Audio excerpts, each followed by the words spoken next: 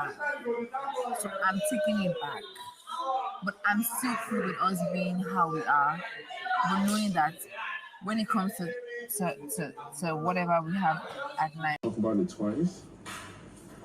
So Doris spoke to me some days ago, 2 days ago. She was talking about Sultana and how I don't spend much time with Sultana and stuff. And she asked a couple of questions, and I kept saying. I always look forward to the Thursday pool party because we get to see new, fresh drama and kind of seeing Dede loosening up. We saw her boogieing down where, where Kola was. That was quite unexpected. And anything those two people do, but especially Dede, always get the internet buzzing. Oh, she followed Kola. Oh, she's dancing on Kola. Oh, she's hugging Kola. People are always just talking. It's like drama follows her wherever she goes. But we're talking a bit of Mide and Bright also. There was like a breakup, kind of. A breakup / application of boundaries. Some bit of Jason J confessing how he feels exactly when it comes to rotating Sultana and Dede and trying to put himself in a triangle. Is he really in a triangle? I don't even know. Well, we're analyzing all of that and also some gossip between Doris and Denari. So I'll be talking about all of that from the last 24 hours in the Big Brother house. You want to watch this video till the very end. I'll also like you to like, share, and comment on all our social media platforms wherever you see this come up. Let me introduce myself now. I'm Cynthia Onuado. Here is Leadership TV, and of course I love to bring you the latest updates from the Big Brother house. Well, let me analyze the pool party. Yesterday was, I don't know that to call it one of their best pool parties so far. We saw Coin and Mensan carrying the party, like we're just giving the vibes, and also Jason J too. He really made me happy. He gave me that vibes. And please, did you people see intimacy and culture? Hey, God, I don't even know what to say. I saw some comments on Twitter yesterday. They said, when people in a long-distance relationship finally meet each other. Because this was something else. We know that intimacy is somebody that likes to enjoy herself in the party. Sometimes she dances alone. Sometimes she dances with people. But I've noticed something about culture. Culture needs to be stopped. Culture always behaves like he's honey. I don't understand. Sometimes he'll get into the pool, or when he's just standing dancing, he gets, okay, will I say he gets lucky to get all the grinds? There's this gravitation. Ladies just gravitate to culture whenever it's time for pool parties. And they'll be twerking towards him. And he always received everything. He's not scared though. And then he'll just be molding their body and hugging them. And in short, yesterday was something else. Intimacy shocked me. I had to close my eyes. I said, is this rated 18? Because the grinding we witnessed between intimacy and culture, hey, I've never witnessed that before. I was shocked to my bone marrow. But let us look at some, crazy and fun moments from the pool party yesterday. And then when I come back, we'll delve into Mide and Bright.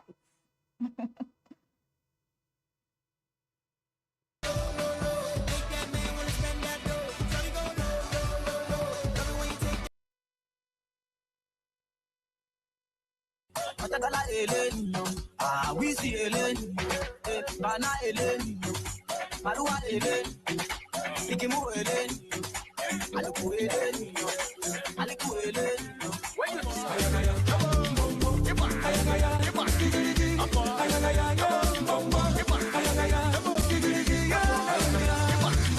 Undefeated, undisputed. It's real or nothing. Money is talking.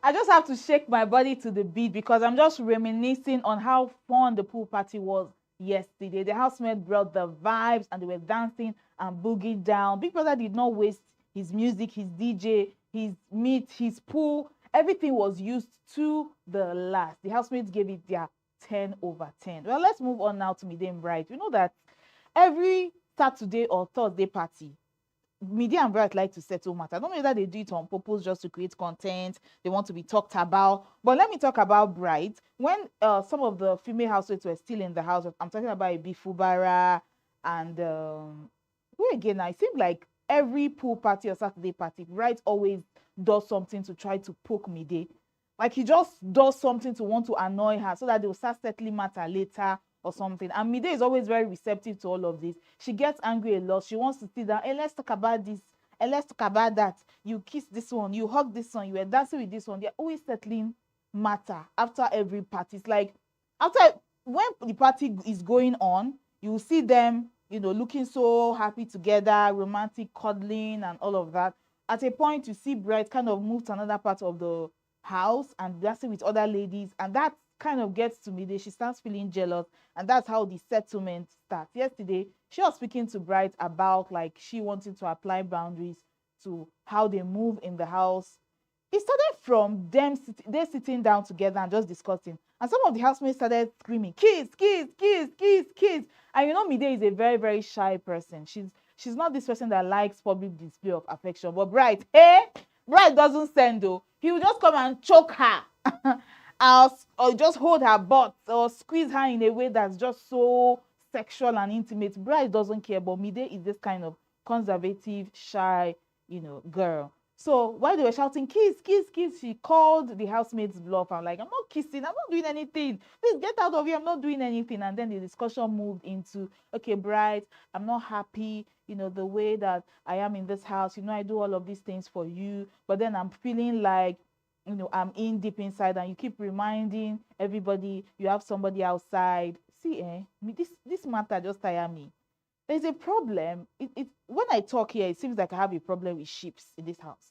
Taking it back to Dede now. Remember when I talked about the night Dede and Kola slept on the same bed, and I was like, oh, finally, I was thinking that we had a lady in the house that was just all about her game and not there for any romantic connection. But it kind of looked like Dede fell my hand because I was loving her game plan, actually. But after that night, I just didn't care anymore. It looked like I was a hater or I was against ships. There's something that happens in the Big Brother house that when you come into the house and you form, it has worked for some of the housemates. We even have some of our former Big Brother housemates that are married with children. Big Brother is he's a grandfather. He'll soon become a great grandfather. But you have to be very careful when you are paddling through the murky waters of ship in the Big Brother house. All right? You are in a relationship or you have started shipping with somebody that is outrightly telling you, I have a babe outside of the house. So anything you see, you take. And the body language that person is giving you is not a body language of commitment. And you are the kind of person that you want that commitment. If you both of you are on the same page, let's be cuddle buddies for the house. Let's be each other's safe space or whatever language you like to call it. As far as the both of you are on the same page, there's no expectation, there's no tears. That's fine. But you know that this person keeps reminding you every day, I have somebody outside of the house, and you want something different. You want commitment. So why did you even start it in the first place? And it's like you're deceiving yourself when you start this out with somebody in the house, and later on, you now want to stop. You say, okay, let's stop kissing. Let's stop doing this. I beg. I'm not comfortable again. You are not reciprocating my energy. It's very hard because you've already started having those kind of sexual encounters with the person, and you're seeing the person every day, 24/7. You guys eat from the same kitchen, use the same bathroom and toilet. So it's like you're just deceiving yourself. You will still go back last. So you have entered. So don't start what you know you cannot continue, what you cannot finish. I think that's the dilemma Mide is in right now. But let's see where this will end. She's trying to put some boundaries between she and Bright, like she's not getting the energy she wants from him. So she needs to put a stop to the whole kiss and all the cuddling and all of that. I don't know if they're going to stop sleeping in the same bed. I don't know. But then she, in a conversation with Dede a few days ago, referenced Doris and Denari's relationship. Like, oh, Denari is very romantic. He does a lot of things for Doris. He wants her to sit beside him in the arena games. He washes Doris's clothes, does things for her. Doris will be in the kitchen cooking for them. Denari will also be in the kitchen washing dishes. It's kind of division of labor going on. You can see it's reciprocated. Whatever Doris is doing for Denari is doing for Doris. But with Bright, it's quite different. She feels like she's giving a lot more.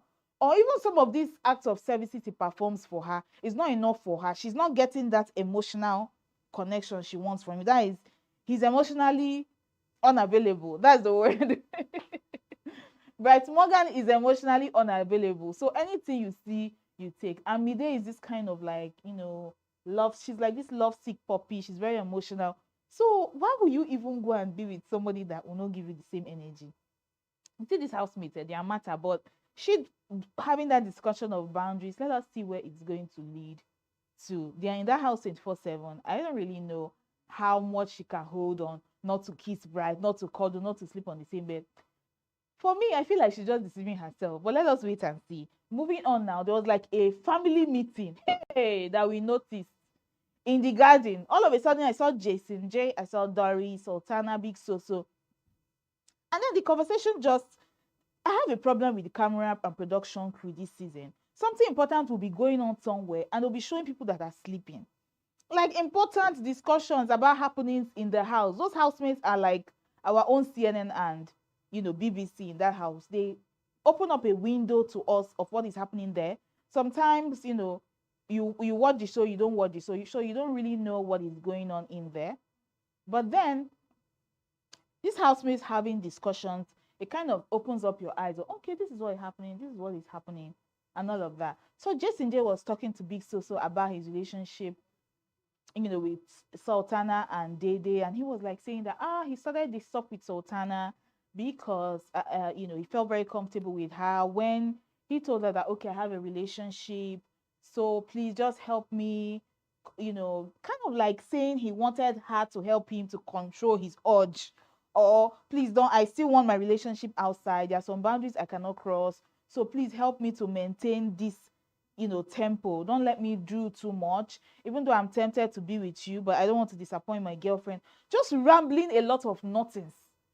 I don't know, so people that come into this house with a relationship, whether there's a discussion they have with boyfriend or girlfriend outside, like, okay, this is what you can do, this is what you cannot do. Okay, if it's to kiss, you can kiss now, it's no problem. But this boundary, don't cross it, don't have sex, don't do things like this. I don't know if I don't know anybody personally that has gone into the house, but I don't know if this is the conversation people have with their significant others when they're going into that house. Because some of the things Jason J and Bright Morgan says is just outrageous. You have girlfriends outside of the house, but you people are even doing more than the people that are single all around. Now they do pass.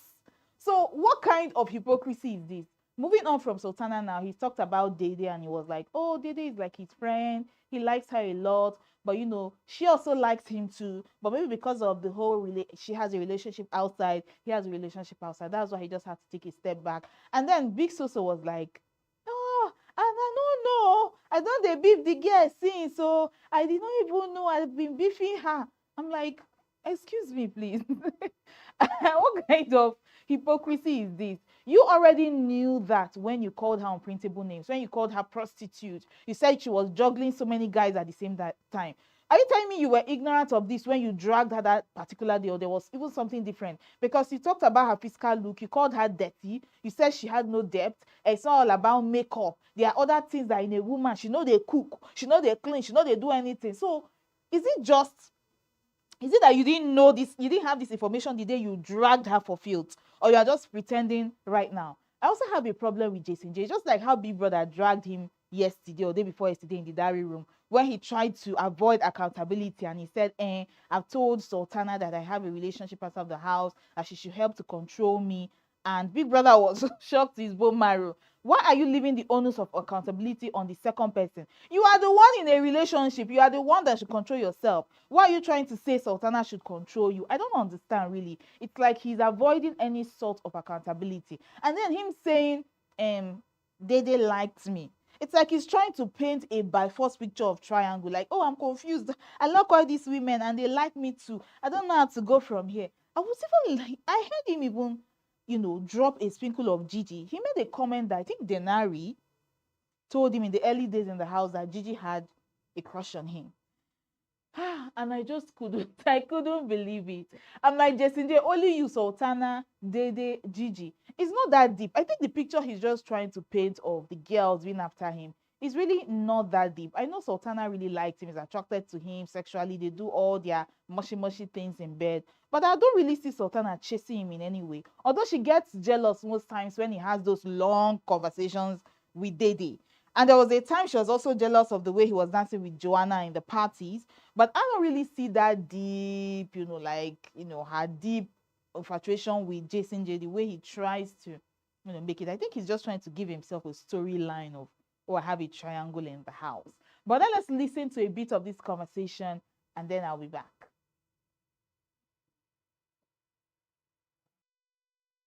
Talk about it twice. So Doris spoke to me some days ago, 2 days ago. She was talking about Sultana and how I don't spend much time with Sultana and stuff and stuff and stuff. And she asked a couple of questions, and I kept saying there's one missing piece. There's one piece that is not making everything add up. And I feel like both of you are the only people that I owe an explanation, because I see how much you guys care about myself and Sultana. Not just Sultana, not just me, but the both of us. I see how much you guys care, and me and Sultana, we have an understanding, and I feel like I owe you guys an explanation. Yeah, so it all started with Big Soso. And one day Soso called me and said, "Jason, so I see you you're wishing with this and wishing with that." And I was having a conversation with Sultana, and I asked her who she would, there are different guys and stuff, and who she would like to give a chance if she had a chance to. And she said Jason. That was very foreign to me. I didn't tell you. It was extremely foreign to me because I had never had a conversation with Sultana per that time. We had never sat together to have one conversation. I know I called it a family meeting in the beginning, but in a way, Jason J is a smart person. I think he was using that conversation to kind of warn those trio, that's Big Soso, Sultana, and Doris, to kind of lay off Dede, like leave her alone.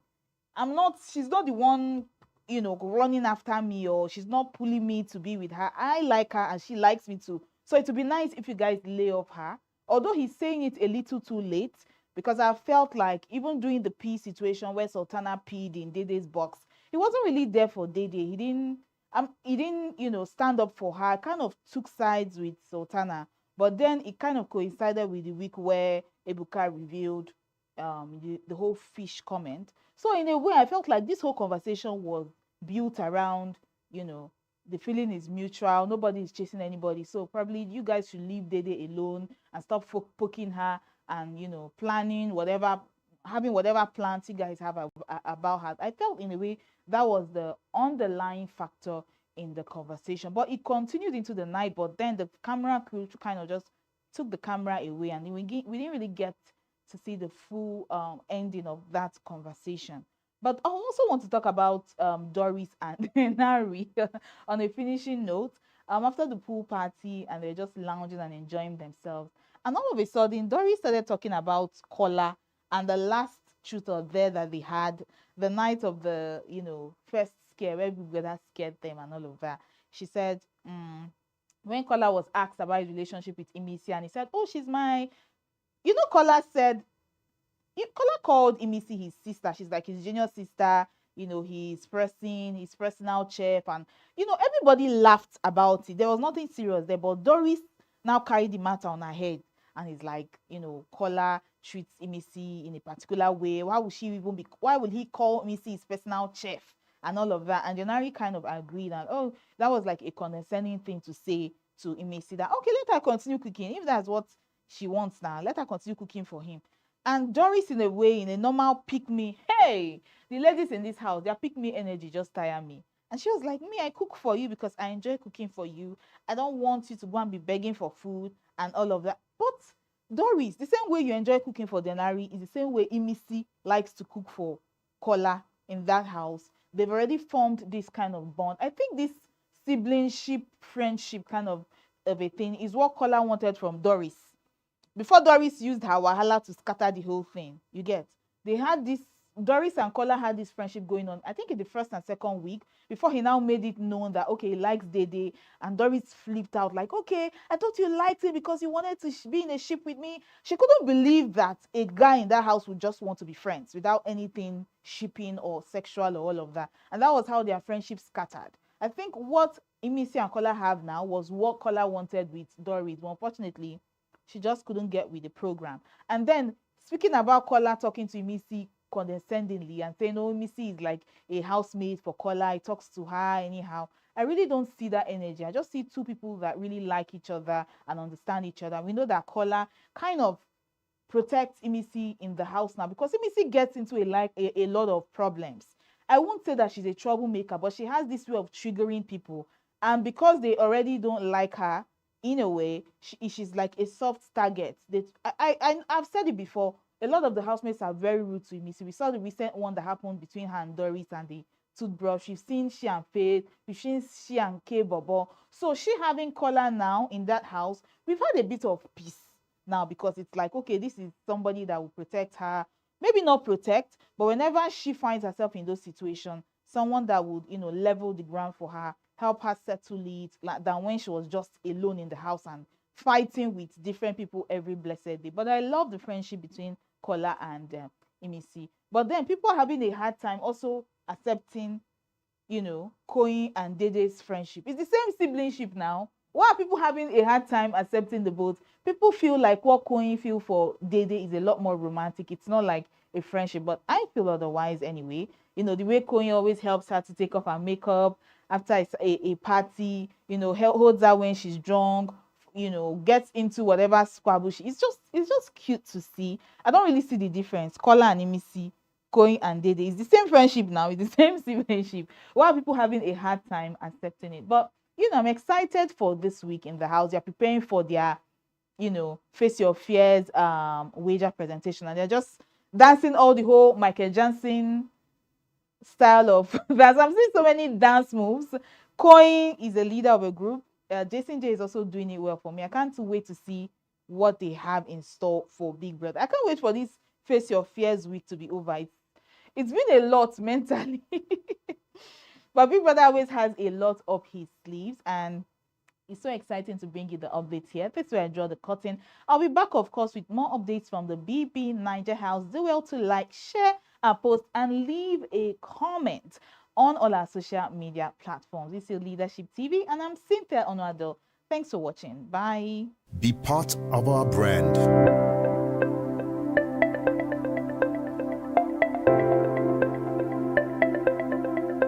Leadership for God and